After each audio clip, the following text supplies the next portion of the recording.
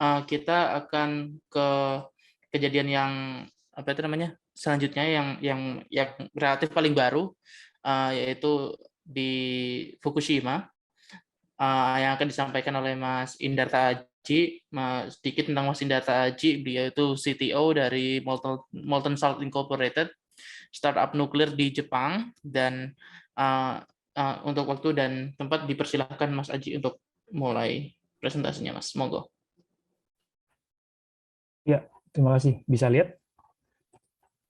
Ini kata masih start sharing screen. Udah. Tapi Oke. ya udah.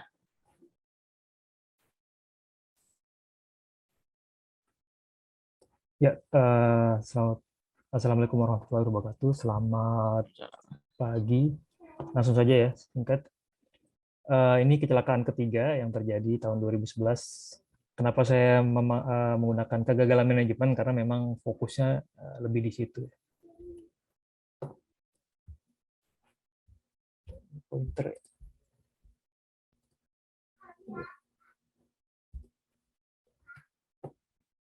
Nah, sebelumnya saya sampaikan dulu lokasi Fukushima itu ada di mana. Tentunya ada di pantai barat Jepang, di Pulau Honshu. Dan kenapa diletakkan di situ? Karena memang kita lihat di sini dari sejarah di Jepang sendiri, daerah-daerah Miyagi ke bawah itu relatif aman dari tsunami. Ini bisa kita lihat sejarah-sejarahnya, dan ini ketinggian tsunami yang pernah terjadi dengan latitude sekian. Ini latitudenya. Ini memang fokusnya daerah Iwate. Sedangkan dari Miyagi ke bawah ini memang relatif aman dari histori yang pernah ada. Nah, ini memang patahan di ini ya, Ring of Fire Jepang. Kemudian ini beberapa historical dari gempa yang pernah terjadi di Jepang sebelum tahun 1872, bahwa memang Fukushima sebenarnya relatif aman dari gempa, bahkan Fukushima ke bawah.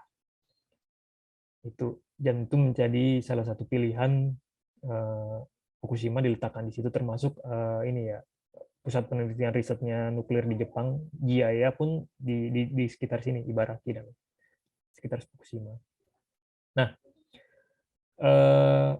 kita di sini bisa lihat bahwa meskipun mayoritas PLTN di dunia menggunakan PWR, pressurized water reactor, tapi di Jepang mereka lebih banyak menggunakan BWR, yang main desainnya dikembangkan oleh General Electric.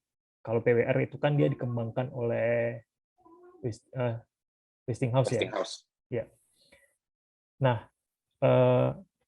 dan ini sebenarnya relatif terhadap proses bisnis biasa saja ya. Biasanya si electric power company-nya mau beli desainnya dari mana itu. Karena memang kalau di Jepang berbeda, karena kalau di Indonesia kita punya PLN yang satu harus negara, satu PLN, tapi kalau di Jepang banyak, tiap pulau atau tiap daerah dia punya PLN-nya masing-masing. Jadi tergantung PLN-nya mau beli yang dari mana. Nah, ini kita bisa lihat nih, rata-rata memang daerah-daerah Tokyo ke atas itu dia menggunakan BWR karena dikuasai oleh TEPCO yang hubungannya dengan Toshiba ya. General Electric itu perpanjangan tangannya di Jepang itu Toshiba. Kemudian ini beberapa struktur simplifikasi dari desain. Untuk menahan tsunami mereka sudah membangun ini ya, seawall ya. Kalau untuk daerah yang Fukushima, Daiichi 1, 2, 3, 4, mereka membangun seawall sekitar 5,5 meter. Sedangkan untuk 5 dan 6 mereka membangun hingga 10 meter. Dan memang 5 dan 6 ini relatif lebih baru, jauh lebih baru. Nah, saya balik dulu, nah ini saya akan poin dua hal ini, Fukushima Daiichi dan Fukushima Daini, yang sama-sama terdampak tsunami waktu itu. Nah, Fukushima Daiichi, kita mulai dari kenapa sih bisa terjadi kecelakaan di Daiichi.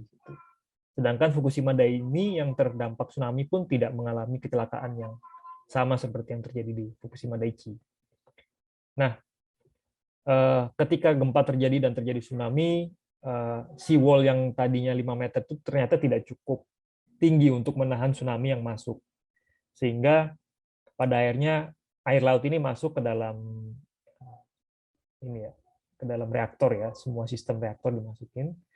Sedangkan ketika terjadi tsunami di Fukushima Daini, itu air tidak sampai masuk ke dalam reaktor.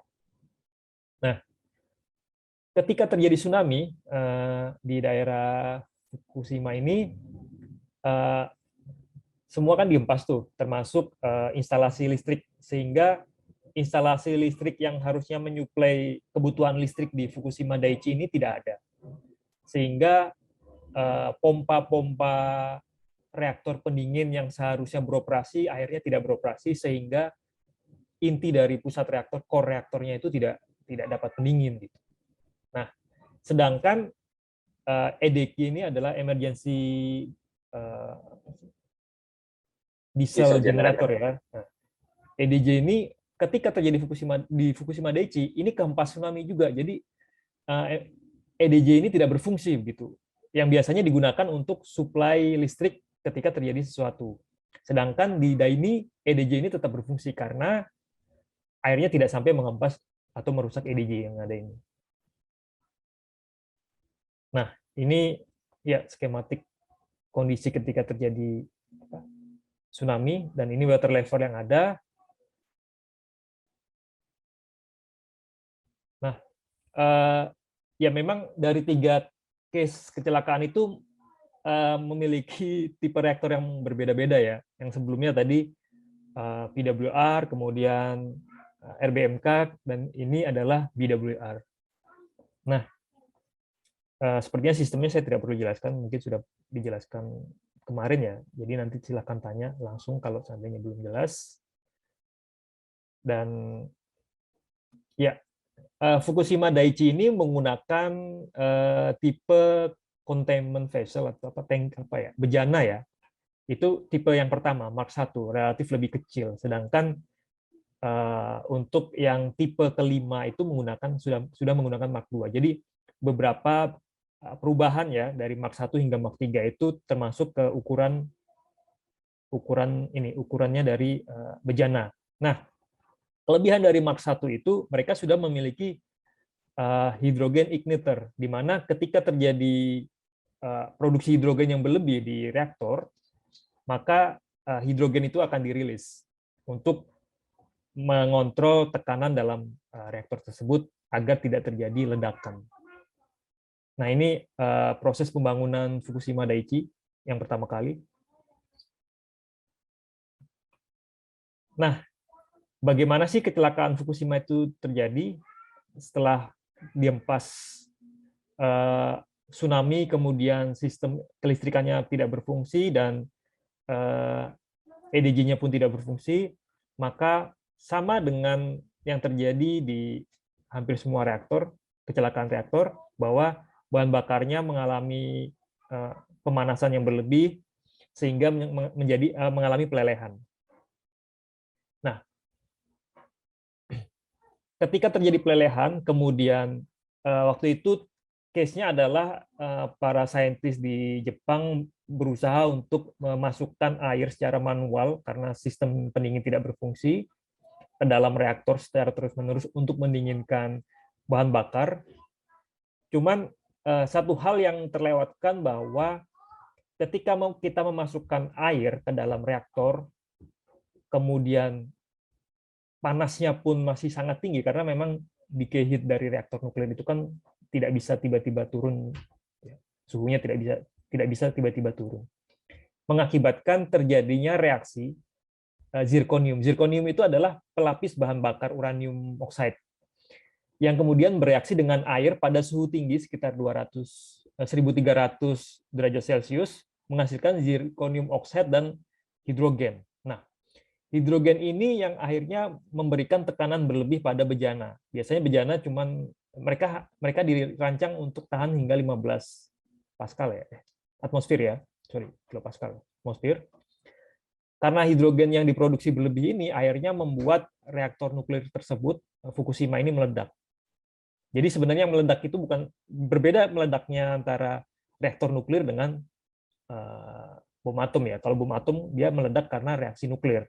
Kalau reaktor nuklir dia meledak karena adanya produksi gas yang berlebih. Ya sama kalau kita tiup balon terus-menerus kan dia akan meledak. Kira-kira begitu. Nah, ini secara teknis, dan yang lebih penting dari kejadian Fukushima adalah dari manajemen sebenarnya.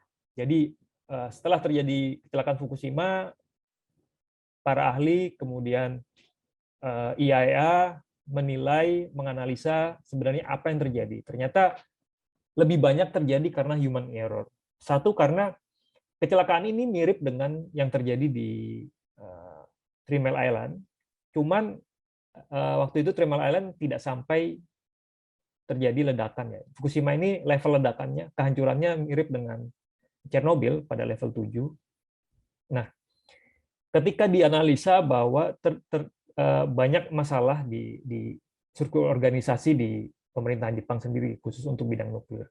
Karena Nuclear and Industrial Safety Agency, NISA, jadi mereka yang harusnya melakukan analisa safety atau melakukan pengawasan lah terhadap operasional reaktor nuklir di Jepang itu berada di bawah regulasi dari METI. METI itu Minister of Trade and Industry. Mungkin kalau di Indonesia Kementerian Perindustrian ya. Nah, sehingga tugas ini bias gitu, karena METI sendiri memiliki tupoksi untuk mempromosikan penggunaan PLTN di Jepang. Jadi agak bias antara promosi sama pengawasan gitu. Nah, untungnya di Indonesia sendiri lembaga pengawasan Bapeten ini dia terpisah setingkat kementerian ya, setingkat menteri ya, langsung melakukan koordinasi dengan presiden. Nah, di Jepang tidak waktu itu. Mereka tidak bisa melakukan koordinasi langsung ke Perdana Menteri. Jadi mereka jadi bawah METI tadi. Nah, ketika terjadi kecelakaan Fukushima, diketahui bahwa direktur NISA ini dipimpin oleh orang yang berlatar belakang ekonomi. Beliau alumni dari Todai Tokyo University, tapi bukan nuklir tapi ekonomi. Dan itu menjadi masalah ketika Perdana Menteri Kan itu yang baru terpilih berkonsultasi, dan ternyata direktur NISA ini tidak tahu menahu gitu sama sekali gitu, apa yang harus diambil, langkah-langkah apa yang harus diambil. Nah, yang ketiga, hubungan yang terlalu dekat dengan antara lembaga regulasi dengan industri nuklir. Jadi banyak pensiunan dari dari industri nuklir ini yang akhirnya bekerja sebagai officer di NISA gitu. Padahal seharusnya tidak demikian. Terlebih nanti saya jelaskan mengenai culture-nya orang Jepang ya. Itu.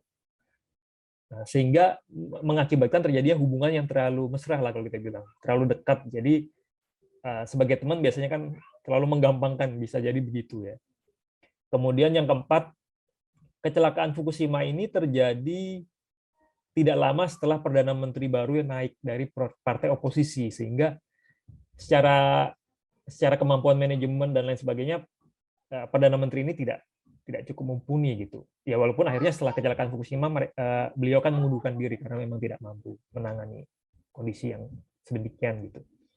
Nah, berbeda dengan yang terjadi ketika kecelakaan Three Mile Island di Amerika gitu. Mantan officernya adalah si presiden Amerika ini mantan officer dari kapal selam. Mungkin teman-teman bisa kalau bisa komen siapa orangnya, saya kasih hadiah deh. Nah, saya loncat ke manajemen atau faktor budaya. Kita sudah jelas tadi bahwa saya tidak tahu, mungkin ada beberapa teman yang pernah tinggal cukup lama di Jepang pasti tahu bagaimana culture di sini. Bahwa kalau dari dua gambar ini kita bisa lihat bahwa Jepang ini berada pada posisi sini, mirip dengan Thailand, bahkan dengan Indonesia juga, bahwa kita orang Jepang itu tidak bisa menyampaikan sesuatu itu secara terbuka. Jadi kalau ingin menyampaikan sesuatu itu harus implisit. Jadi hal-hal yang implisit ini bisa mengakibatkan kesalahpahaman gitu antara orang yang menerima informasi. Kemudian mereka pun mereka tidak merasa nyaman jika harus memberikan masukan atau negatif feedback kepada orang lain gitu. Nah, ini menjadi masalah gitu. Padahal budaya-budaya saling mengingatkan kesalahan dan lain sebagainya itu penting dalam operasional reaktor nuklir. Nah, ini kita juga lihat lagi nih, orang Jepang yang seperti saya sampaikan bahwa mereka menghindari konflik dengan orang lain sehingga mereka sedikit tertutup dan menghindari komunikasi dengan orang lain. Kemudian tidak mengekspresikan emosinya, tahu-tahu kalau kita ajak mabuk biasanya kita ajak mabuk tuh cerita semua dia masalahnya, tapi rata-rata mereka tertutup kalau tidak. Nah, ini jadi masalah karena mereka berpikir bahwa mereka ingin menerapkan budaya harmoni gitu. Bahasa Jepangnya wa gitu. Salah satu caranya adalah meminimalisir berkomunikasi dengan orang gitu. Karena setiap ada komunikasi pasti ada konflik. Gitu. Jadi mereka berusaha untuk meminimalisir diskusi atau berkomunikasi dengan orang lain. Kemudian tadi tertutup, tidak suka mengkritik orang lain secara terbuka, bahkan mereka cenderung tidak ingin terlibat atau tidak ingin membuka aib orang lain lah kita bilang. Jadi si orang ini punya masalah teknis dalam pengoperasian reaktor nuklir atau sebagainya, orang Jepang ini cenderung tidak ingin membukanya ke dalam hal diskusi atau ruang publik untuk didiskusikan ya. Padahal cara teknis dalam pengoperasian reaktor nuklir itu penting gitu, karena setiap orang punya masalah teknis sendiri di dalam pengoperasian.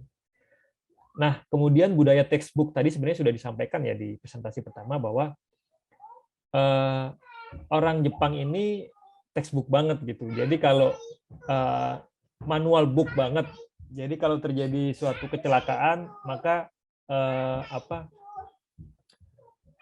mereka harus lihat manual booknya. Sedangkan case-case kecelakaan itu kadang belum terakomodir di dalam manual book. Jadi memang makanya tadi disampaikan bahwa adanya training tidak sekedar belajar dari manual book, tapi memahami konsep dasar dari pengoperasian reaktor nuklir, dari neutronik, bagaimana mengontrol xenon dan lain sebagainya, itu harus paham tiap operator. Jadi sehingga ketika terjadi permasalahan-permasalahan yang ada di luar textbook, mereka bisa mengambil langkah-langkah taktis yang mereka pelajari dari training-training sebelumnya.